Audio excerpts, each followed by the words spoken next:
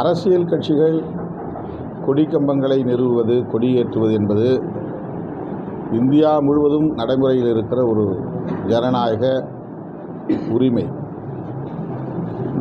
யாரோ ஒரு நபர் போட்ட வழக்கில் நீதிமன்றம் அளித்த தீர்ப்பை வைத்துக்கொண்டு ஜனநாயக உரிமைகளை நசுக்குவது எந்த வகையிலும் ஏற்புடையதல்ல. அதை எதிர்த்து நாங்கள் மேல்முறையீடு செய்திருக்கிறோம். அந்த வழக்கு விசாரணையில் இருக்கிறது. இதை பயன்படுத்தி கொண்டு சில அதிகாரிகள், காவல்துறை அதிகாரிகள், வருவாய்த்துறை அதிகாரிகள் விடுதலை சிறுத்தைகளின் கொடிக்கம்பங்களை அகற்றுவதில் குறியாக இருக்கிறார்கள். பீடங்களை தகர்க்கிறார்கள்.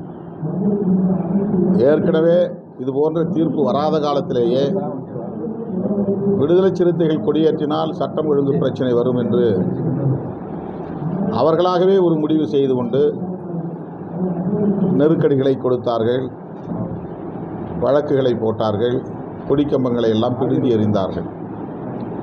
இது தொடர்ச்சியாக 20-30 ஆண்டுகளாக நாங்கள் சந்தித்து வருகிற பிரச்சனை.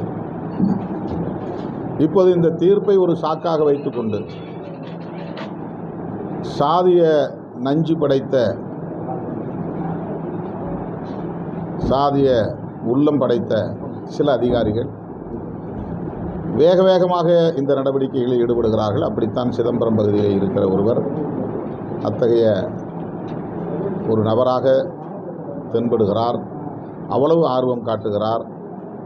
அந்த அடிப்படையில் தான் அம்பேத்கர் சிலையையும் சேதப்படுத்தக்கூடிய ஒரு நிலை ஏற்பட்டிருக்கிறது. அனைத்து கட்சி கொடிக்கம்பங்களையும் அவ்வாறு அப்புறப்படுத்தும் நடவடிக்கைகளில் அவர்கள் ஈடுபடவில்லை.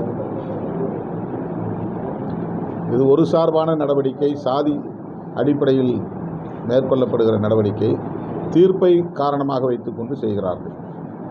இதை மிக வன்மையாக கண்டிக்கிறேன்.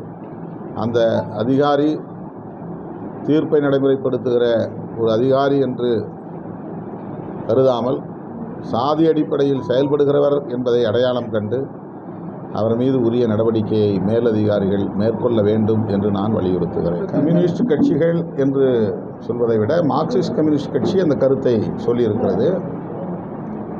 நாங்களும் அப்படித்தான் சொல்லி வருகிறோம்.